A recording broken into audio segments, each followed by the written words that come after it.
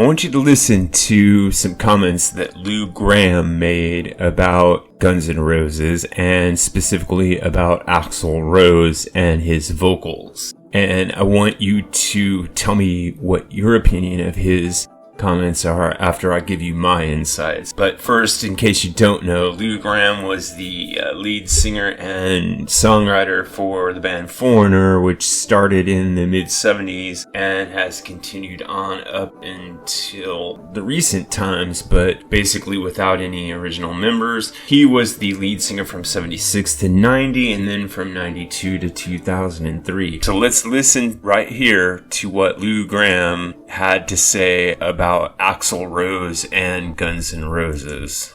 Axl's voice, he had a great range, but I could tell that he was, because they toured a lot too. I could tell that he was damaging his vocal cords simply by the way he sang, and I know that when I sing towards the end of the night, some of my high range starts to go a little bit. You kind of have to acknowledge the characteristics of your voice, and when they're tired, if you keep pushing them at that level, they're damaged, and you shouldn't be singing for the next 6 months. Your ear, nose, and throat doctor will tell you that they need rest and time to heal, and then get supple again.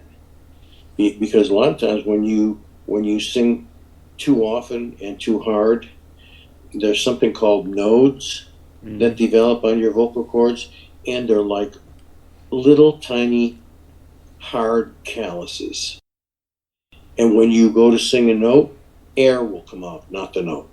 What I want to focus on from Lou Gramm's comments there is not only the idea that Axl Rose may have been struggling off and on with vocal cord issues and with the strain forming with Guns N' Roses in the early days, but I also want to point out that in that statement, Lou Gramm mentioned that you would need to take 6 months off if you had strained your voice. Now, anyone who knows anything at all about a touring band, a touring professional musical act of any kind, knows that taking 6 months off, particularly back in the 1980s, in the early and mid 80s, when Guns N' Roses was going, is impossible. In fact, you are either in the studio or on the road for years and years and years at a time. And this means that if what Lou Gramm is suggesting is true, that any singer who has a voice that's based on vocal strain, like Axl Rose or say Robert Plant, is going to face an issue with damaging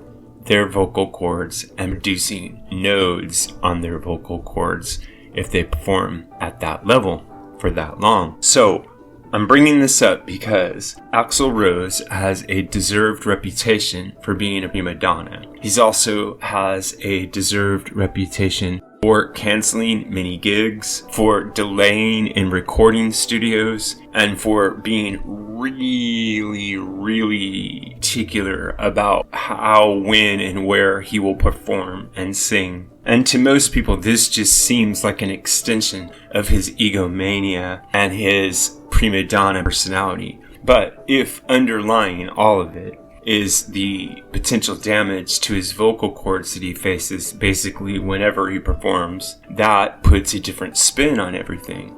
That might, in fact, explain a lot of his behavior and a lot of the reason why he is so reluctant to perform or record. It really gives us some insight into what he faces. It's almost like a professional athlete who damages their body by doing the very thing that brings about their fame and fortune and enables them to be a professional in the first place.